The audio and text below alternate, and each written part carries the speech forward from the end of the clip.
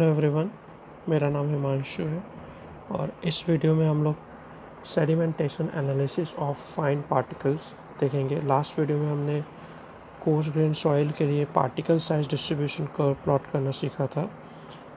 इस वीडियो में हम लोग फाइन ग्रेन सॉइल के लिए, जो कि सेडिमेंटेशन एनालिसिस के थ्रू किया जाता है, वो देखेंगे, है ना।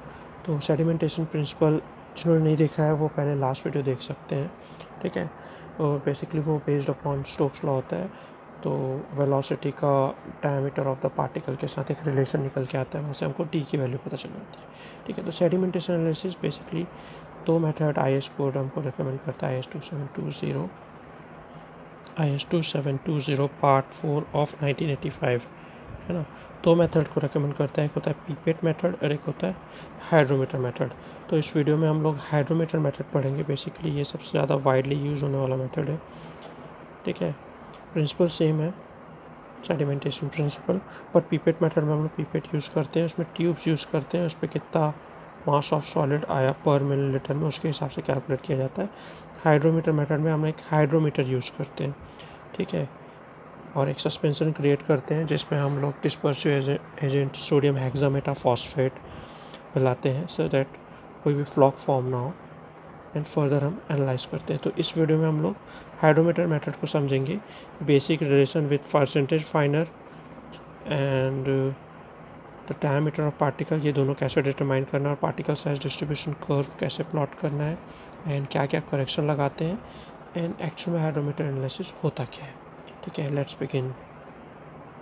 सो hydrometer analysis differs from pipette analysis in that the weights of solid per milliliter in the suspension at the chosen depth at chosen instant of time are obtained indirectly by the specific gravity of the soil suspension with the aid of hydrometer, ठीक है।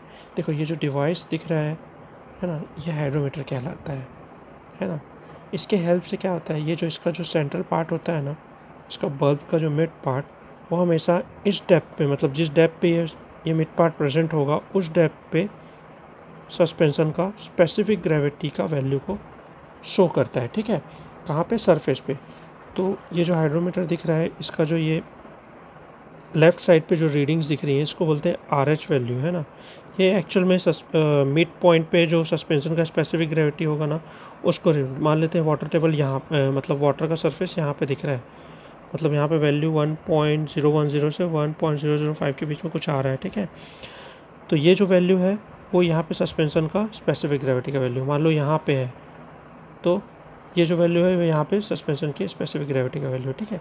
तो hydrometer अपने mid point पे जो suspension के specific gravity का value होता है वो रिप्रेजेंट करता है, ठीक है। तो इनडायरेक्टली हम लोग उसको सॉइल सस्पेंशन का उस वैल्यू को परसेंटेज फाइनर के साथ एक RH वैल्यू का, है ना, इसको RH वैल्यू बोलते हैं। ये जो होता है ना हाइड्रोमीटर रीडिंग, इसको RH वैल्यू बोलते हैं, ठीक है। तो इसका रिलेशन विथ द परसेंटेज फाइनर हम डिटरमाइन करते हैं और उसके हिसाब से हम लोग particle size distribution curve plot करते हैं ना। परसेंटेज फाइनर पता चल जाएगा और डायमीटर पता होगा पार्टिकल का, तो हम प्लॉट कर सकते हैं, ठीक है। यहाँ पे T आता है, यहाँ पे N आता है, सेमी लॉगरिथमिक ग्राफ, ठीक है।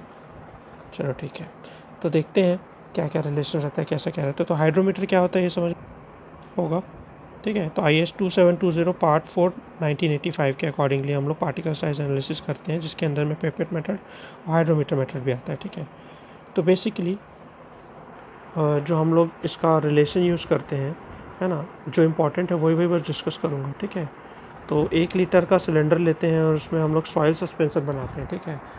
तो जो सॉइल का सॉल्यूशन होता है वो बेसिकली सोडियम हेक्सामेटाफॉस्फेट, ठीक है, सोडियम हेक्सामेटाफॉस्फेट मिलाया जाता है, ठीक है। ड्राई सॉइल लिया जाता है, mass of dry soil MS हो गया, ठीक है, और अराउंड 33 ग्राम पर लीटर के हिसाब से सोडियम हेक्सामेटाफॉस्फेट मिलाया जाता है, और 7 ग्राम ऑफ सोडियम कार्बोनेट मिलाया जाता है, ठीक है।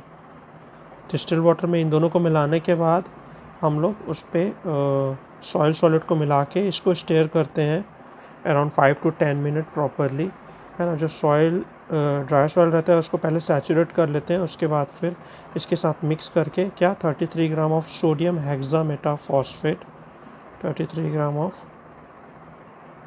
सोडियम हेक्सामेटाइल फॉस्फेट 33 ग्राम और 7 ग्राम ऑफ सोडियम कार्बोनेट, है ना। ठीक है, इसको मिला के प्रॉपरली सॉइल के साथ मिलाते हैं और एक सस्पेंशन क्रिएट करते हैं। ठीक है, बिफोर दैट करेक्शन के लिए जो प्रोसेस रहता है वो हम लोग आगे देख लेंगे। ठीक है, 3 प्रकार का करेक्शन भी होता है, मेनिस्कस करेक्शन, टेम्परेचर करेक्शन और डिस्पर्सिव एजेंट करेक्शन। तो ये जो सोडियम हेक्सामेटाइल फॉस्फेट और सोडियम कार्बोनेट जो मिलाए हैं वो एक प्रकार का डिस्पर्सिव एजेंट है। अल्टीमेटली किसी भी सॉल्यूशन में आप इसको मिलाओगे या किसी भी वाटर में अगर आप इसको मिलाओगे तो उसका स्पेसिफिक ग्रेविटी थोड़ा सा बढ़ता है, इसलिए इसको पहले सब्ट्रैक्ट करना पड़ता है। ठीक है, तो चलो आगे बढ़ते हैं। तो ये एक टिपिकल हाइड्रोमीटर हम लोग को दिख रहा है यहाँ पे, है ना। अलग अलग मैन्युफैक्चर, अलग अलग टाइप ऑफ हाइड्रोमीटर होता है, उसका कैलिब्रेशन हम लोग को पहले करना पड़ता है डिस्टिल वाटर में। ठीक है, तो ये वाला जो एरिया होता है उसको हम लोग बोलते हैं स्टेम। ठीक है, और ये वाला जो होता है उसको हम लोग बोलते हैं बल्ब। ठीक है, ये जो स्मॉल एच होता है, हम ये मान के चलते हैं जो हाइड्रोमीटर का वॉल्यूम है वो केवल इतने पोर्शन के कारण ही है बस, है ना। हाइड्रोमीटर का जो वॉल्यूम है केवल और केवल इस हाइड्रोमीटर के बल्ब के कारण ही है। ठीक है, इसको स्मॉल एच इसकी हाइट होती है और ये जो कैपिटल एच होता है ये यहाँ पे इस पॉइंट से लेके ऊपर तक जो भी हम लोग को सरफेस ऑफ वाटर पे रीडिंग मिलेगी वो वाली हाइट को एच कहा जाता है, कैपिटल एच। ठीक है, तो यहाँ पे जो हम लोग को रीडिंग मिलती है जिसको हम रीड करते हैं वो होता है आर एच वैल्यू। ठीक है, आर एच बोलते हैं हम लोग उसको। ठीक है, हाइड्रोमीटर रीडिंग। ठीक है, और इसके सेंटर से मतलब that centre of the hydrometer से लेके जो सरफेस ऑफ वाटर तक की वैल्यू होती है वो होती है हम लोग की इफेक्टिव डेप्थ। ठीक है, तो पहला काम हम लोग का होता है इफेक्टिव डेप्थ कैलकुलेट करना। तो हम लोग कैसे करेंगे, मान लो हमारे पास एक 1 लीटर सॉल्यूशन है ना। मान लेते हैं 1 लीटर हमारे पास डिस्टिल वाटर अवेलेबल है। ठीक है, अब 1 लीटर डिस्टिल वाटर में एक्स साइड कैलिब्रेटेड सिलेंडर है। ठीक है, ये कैलिब्रेटेड सिलेंडर है और इसमें 1 लीटर डिस्टिल वाटर है। ठीक है, अब अगर मैं इसमें हाइड्रोमीटर को इंसर्ट करूँगा कुछ इस प्रकार से, ठीक है, तो कुछ वॉल्यूम डिस्प्लेस होगा। ठीक है, मान लेते हैं वॉल्यूम रहा होगा यहाँ पे करीब और ये डिस्प्लेस होके यहाँ पे आ गया। तो ये डिस्प्लेस्ड जो हाइट आया और plus area of cross section अगर मेरे को मालूम है इस सिलेंडर का, है ना, तो मैं क्या निकाल लूँगा, मैं निकाल लूँगा क्या, volume of my hydrometer. Volume of hydrometer क्या होगा, ये जो हाइट जो चेंज इन वाटर लेवल हुआ multiply by that area of cross section will give me the volume of my hydrometer, जिसको हम लोग वी एच से रिप्रेजेंट करेंगे। ठीक, तो चलो हम लोग को क्या निकालना है, एच ई। एच ई क्या बताया मैंने, एच ई बताया मैंने इसके सेंटर से सरफेस ऑफ वाटर तक का एक्चुअल डिस्टेंस जो होगा वो होगा एच ई, जिसको इफेक्टिव डेप्थ भी कहते हैं। ठीक है, तो जब मैं हाइड्रोमीटर को इंसर्ट करूँगा किसमें, इस सिलेंडर में, तो क्या होगा, वाटर लेवल चेंज होगा। मान लेते हैं इनिशियली जो वाटर लेवल था वो यहाँ पे था इसमें और ऊपर में यहाँ पे था। ठीक है, अब जब हाइड्रोमीटर इंसर्ट किया गया तो वाटर लेवल चेंज हुआ। ठीक है, वाटर लेवल चेंज होकर एक्स एक्स डैश तक पहुँच गया और नीचे वाला वाई वाई डैश तक पहुँच गया। ठीक है, तो इनिशियल पॉइंट से जो एक्स एक्स डैश वाला जो पॉइंट है, ऊपर वाला जो लाइन दिख रहा है, ठीक है, उन दोनों का डिफरेंस जो होगा वो क्या होगा, volume of hydrometer divided by area of cross section obviously. ठीक है, तो अगर मैं एच ई कैलकुलेट करूँगा और मेरे को कैलकुलेट करना है इस पॉइंट के रिस्पेक्ट में, तो मैं इस वाले रीडिंग को क्या करूँगा, उस पर अलग से एक एडिशन। ठीक है, तो ये वाली जो रीडिंग रहेगी वो अलग से क्या होगी, मेरे को इस पॉइंट के रिस्पेक्ट में चाहिए और ये ऊपर पहुँच गया तो ये वी एच बाई ए जो होगा वो एच ई के कैलकुलेशन में सब्सट्रैक्ट हो जाएगा। ठीक है, अब मेरा जो ओरिजिनल जो सेंटर था वो पहले यहाँ पे था, शिफ्ट होके ऊपर आ गया वाई वाई यहाँ पे, है ना, मेरे को यहाँ पर के रिस्पेक्ट में रीडिंग बता रहा है। तो क्या होगा, ये वाला जो टर्म होगा वी एच बाई टू है, ये वाला टर्म ऐड हो जाएगा एच ई के कैलकुलेशन में। ठीक है, तो आते हैं calculation of H E, that is effective depth, that will be equal to H plus H by two, है ना, that is H plus H by two इसके सेंटर तक का। अब चूँकि ये सेंटर वेरी किया था कितना, वी एच बाई टू है, तो ये भी ऐड हो जाएगा, H plus H by two plus V H by two है minus of V H by A. ठीक है, ये H plus h/2 plus vh/2 है minus of vh by where vh is volume of hydrometer, जो अभी बताया कैसे calculate करना है। ए क्या है, area of cross section of that cylinder है ना, ग्रेजुएटेड सिलेंडर जो हम लोग यूज़ करने वाले हैं उसका area of cross section A है। स्मॉल एच क्या है, बल्ब की हाइट, हाइड्रोमीटर का जो बल्ब था ये उसका हाइट स्मॉल एच है, ठीक है। तो यहाँ से हम लोग को इफेक्टिव डेप्थ या इफेक्टिव हाइट जो बोलते हैं वो निकल जाएगा। सिंप्लीफाई करेंगे तो वो दिखेगा कुछ इस प्रकार से, H E is equals to H plus 1/2 H minus small H minus V H upon A. ये याद रखेंगे इफेक्टिव हाइट के लिए, ठीक है। तो इफेक्टिव हाइट कैलकुलेट हो गया, ठीक है। इफेक्टिव हाइट जो है वो कैलकुलेट हो गया, सेंटर ऑफ द बल्ब से सरफेस ऑफ द वाटर तक का जो हाइट था दैट इज़ इफेक्टिव हाइट, वो कैलकुलेट हो गया। अब इफेक्टिव हाइट कैलकुलेट होने के बाद हम पहला काम करते हैं कैलिब्रेशन ग्राफ प्लॉट करने का, ठीक है। क्योंकि क्या होता है, जब ये तो डिस्टिल वाटर था जिसके लिए हम लोग ये दिख गया हम लोग को कहाँ पे उसका अपर मेनिस्कस था, कहाँ पे उसका लोअर मेनिस्कस था, उसके हिसाब से हम लोग को RH वैल्यू प्रॉपर विजिबल हो जाता है, ठीक है। बट जो सॉइल सस्पेंशन होता है वो बहुत ऑपेक रहता है, ठीक है, उस पर कुछ दिखता नहीं है, ठीक है। तो उसके लिए हम लोग क्या करते हैं, पहले से ही इफेक्टिव हाइट के साथ हम लोग RH वैल्यू का कैलिब्रेशन ग्राफ में प्लॉट कर लेते हैं। मतलब इफेक्टिव हाइट HE और ये जो RH वैल्यू है जो दिख रहा है उसके रिस्पेक्ट में हम लोग एक कैलिब्रेशन ग्राफ प्लॉट कर लेते हैं, ठीक है। कुछ इस प्रकार से दिखता है आपका कैलिब्रेशन ग्राफ, ठीक है। एक्स एक्सिस पे आप लोग का होता है हाइड्रोमीटर वैल्यू, RH वैल्यू, ठीक है। और वाई एक्सिस पे होता है इफेक्टिव हाइट की वैल्यू। इफेक्टिव हाइट कैसे कैलकुलेट करना है वो तो आपको समझ में आ गया, ठीक है। और RH की वैल्यू मतलब ये जो वैल्यू होगा RH का वैल्यू उसके रिस्पेक्ट में अलग अलग इफेक्टिव हाइट आते जाएगा। मतलब ये जो कैपिटल H है वो हर बार वेरी करेगा। मान लेते हैं हम लोग RH की वैल्यू यहाँ पे -5 ले रहे हैं तो कैपिटल H की वैल्यू चेंज होगी, उसके हिसाब से टोटल HE की वैल्यू चेंज आएगी। वैसे फिर RH की वैल्यू 0 लिए वैसे फिर कैपिटल H की वैल्यू यहाँ पे से आ जाएगी, है ना, फिर टोटल वैल्यू चेंज होगी और फिर HE वैल्यू चेंज होगा। तो उसी प्रकार से हम लोग कैलिब्रेशन कर्व प्लॉट कर लेंगे, ठीक है। ये हो गया कैलिब्रेशन कर्व जो है डिफरेंट RH वैल्यू पे -5 से शुरू हुआ है, देखो -5 0 5 10 15 20 है ना, उसके रिस्पेक्ट में हम लोग का जो कैपिटल H है वो चेंज हो रहा था, उसके रिस्पेक्ट में हम लोग को HE का वैल्यू 0 पे ये आया, फिर ये आया, फिर ये आया, फिर ये आया, ऐसे करके हम लोग कैलिब्रेशन ग्राफ प्लॉट कर लेंगे। इसका हमको फ़ायदा कब होगा, जब हम लोग सेडिमेंटेशन एनालिसिस में पार्टिकल एनालिसिस करेंगे तो हम लोग को सिर्फ RH वैल्यू दिखेगा, है ना, केवल और केवल RH वैल्यू दिखेगा, वहाँ पर से हम लोग HE की वैल्यू कैलकुलेट कर सकते हैं, ठीक है। चलो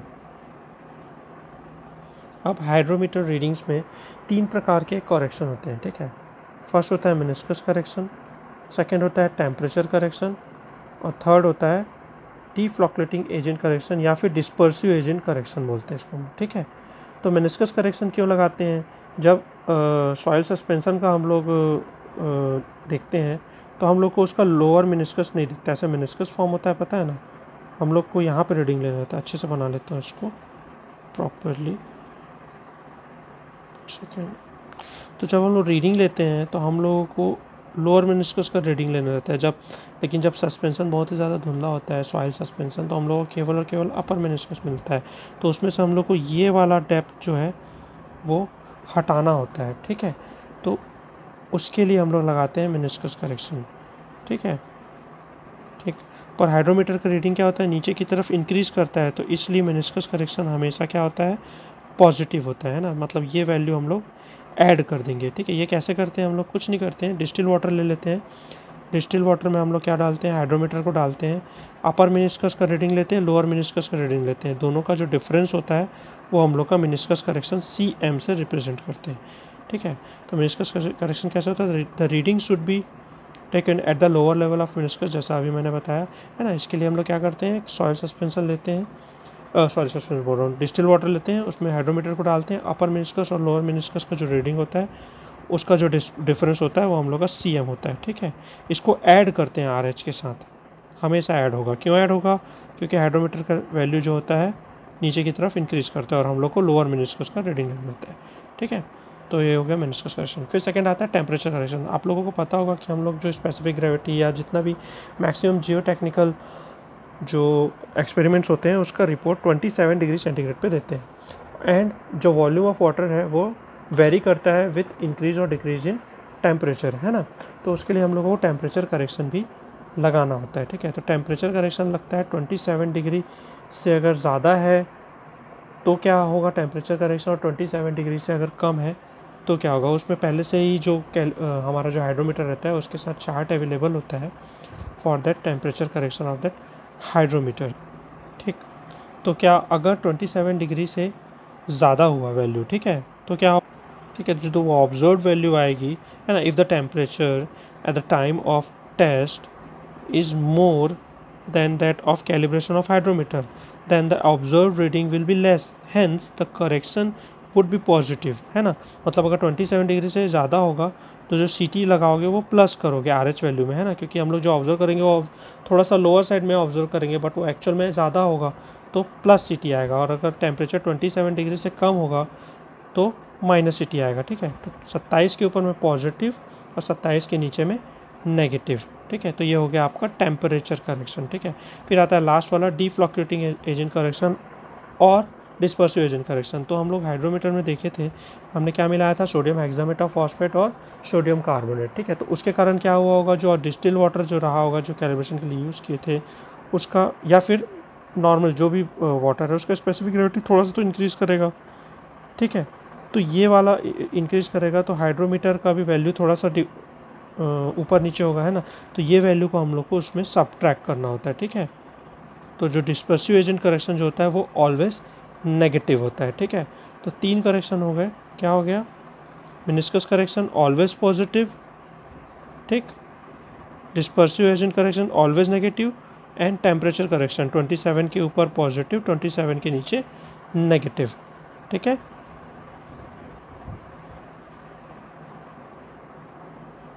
Now coming on to the calculation or relation between percentage finer N and the hydrometer reading RH, है ना। तो उसको हम लोग डेराइव करेंगे। हमने देखा था सेडिमेंटेशन एनालिसिस में एक relation N is equals to MD/MS, ये ना लास्ट वीडियो में हमने देखा था। परसेंटेज फाइनर जो होता था सेडिमेंटेशन एनालिसिस में वो MD/MS होता था, जहाँ MD क्या होता था, mass of particle per millilitre at depth HE after time T of settlement, है ना। और MS क्या होता था, total mass of suspension per litre of, है ना, at the beginning of sedimentation time T equal to 0 पे, है ना। तो इसका रिलेशन हम लोग थोड़ा सा डेराइव करेंगे। So N is equals to MD/MS या MD is equal to N/MS, है ना। तो MD मैं बता चुका हूँ क्या, mass of solid suspension in per litre of solution at depth HE at time T is equals to and at time T is equal to T1 और T, है ना।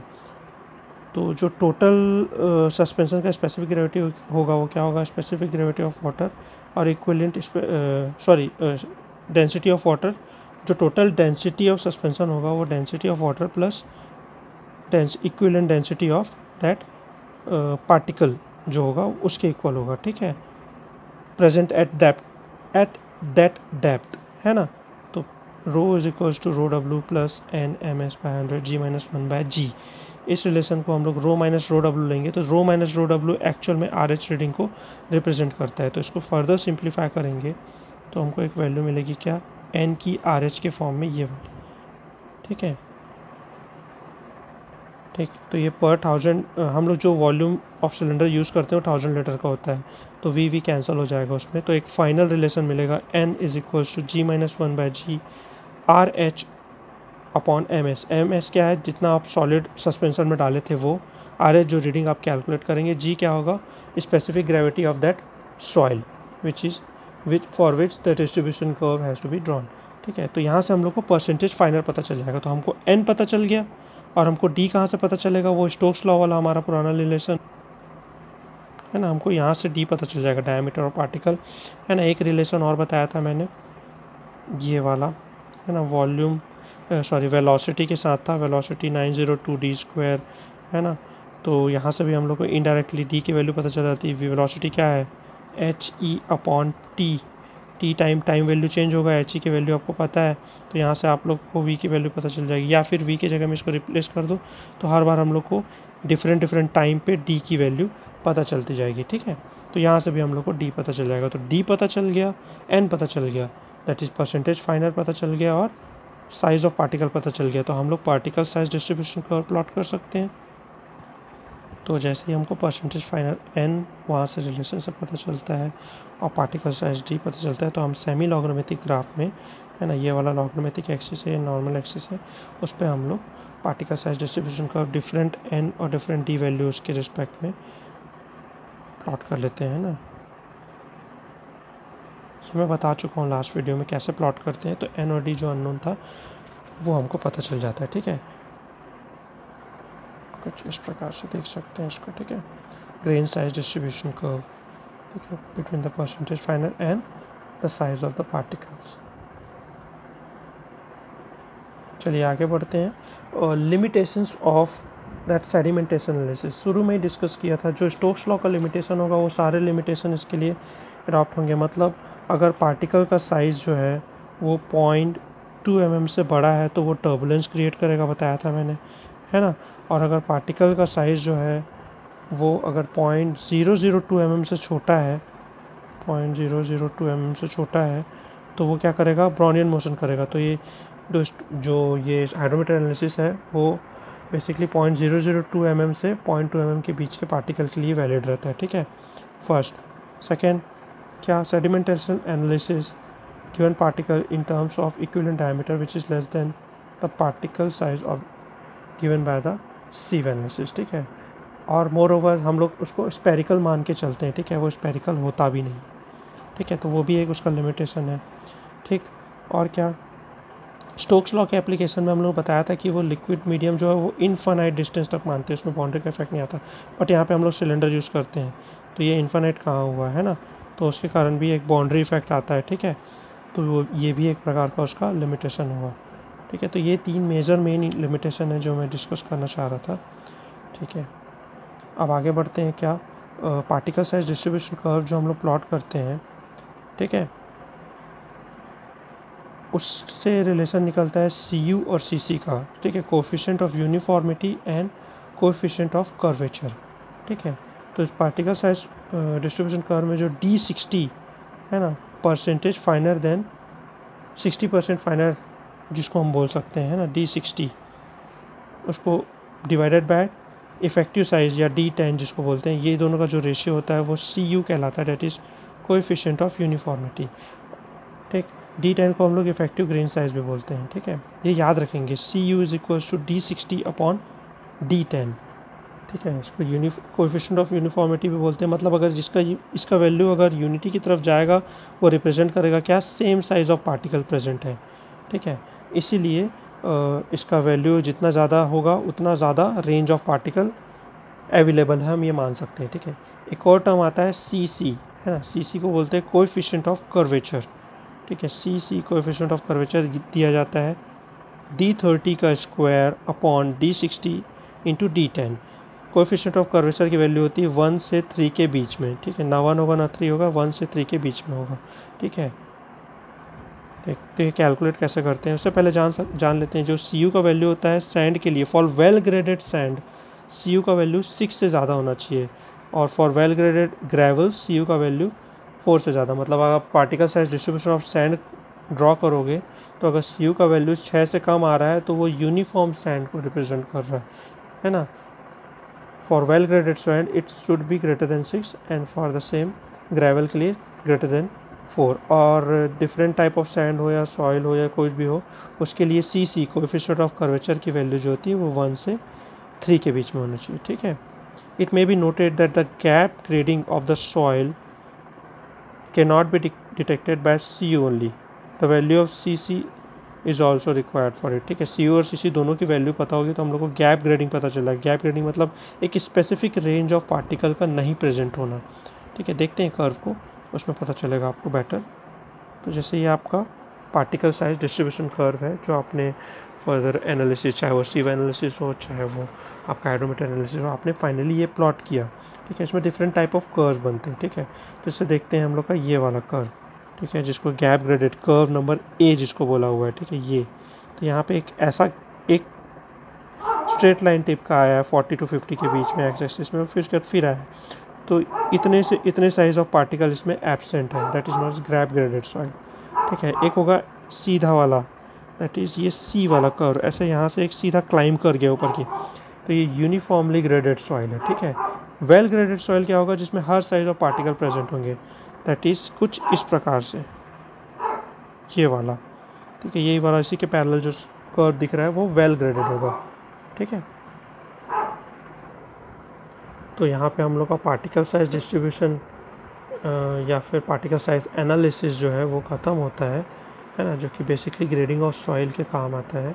ठीक है, CUCC कैसे कैलकुलेट करते हैं ये मैं बता चुका हूँ, है ना। जैसे आपको D30 की वैल्यू कैलकुलेट करनी है फॉर एग्जांपल, तो आप ये 30% n पे जाएंगे और मान लेते हैं हम लोग का कर्व 1 है, वो एक साफ वाले कर्व में इसको बताते हैं, एक सेकेंड फिर इस पे देखते हैं।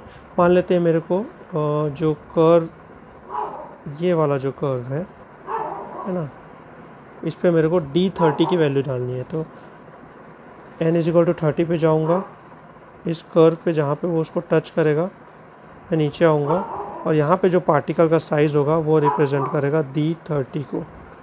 ठीक है, D10 की वैल्यू होगी तो मैं n = 10 पे जाऊँगा, सॉरी हाँ 10 पे जाके टच करूँगा और फिर नीचे आऊँगा, यहाँ पे जो पार्टिकल का साइज़ होगा वो D10 को रिप्रेजेंट करेगा। वैसे D60 यहाँ गया, इस पॉइंट पे टच किया और नीचे पे यहाँ पे जो वैल्यू है वो D60 की वैल्यू है। ठीक है, तो ये सब CUCC कैलकुलेशन में यूज़ आता है। मैं आप लोगों को रेकमेंड करूँगा कि आप वीडियो को पॉज कर करके नोट्स बनाते हुए चलें। ठीक है, तो आज की क्लास में हमने हाइड्रोमीटर एनालिसिस देखा, थोड़ा सा पार्टिकल साइज एनालिसिस देखा, CUCC coefficient of uniformity, coefficient of curvature क्या होता है ये जाना। ठीक है, तो आप लोग इसका प्रॉपर नोट्स बना लेंगे। एक छोटा सा टॉपिक और रह गया है, वो भी कवर कर लेते हैं, that is what relative density, है ना। रिलेटिव डेंसिटी या डेंसिटी इंडेक्स जिसको हम लोग बोलते हैं, सिंपल सा फॉर्मूला है E max minus E natural upon E max minus E minimum, that is maximum void ratio minus जो नेचुरल वॉइड रेशियो जो आप सॉइल लेके आएंगे साइड पे उसका, E max minus E minimum, है ना। E max मतलब मैक्सिमम वॉइड रेशियो मतलब गामा मिनिमम डेंसिटी, है ना। डेंसिटी और वॉइड रेशियो, जिसका वॉइड रेशियो ज़्यादा होगा उसका डेंसिटी कम होगा ना, इसको डेंसिटी के फॉर्म में भी लिखते हैं। ठीक है, तो बेसिकली ये फार्मूला आप याद रखेंगे, इसको रिलेटिव डेंसिटी भी बोलते हैं, डेंसिटी इंडेक्स भी बोलते हैं। ठीक है, ये E max minus E natural by E max minus E minimum.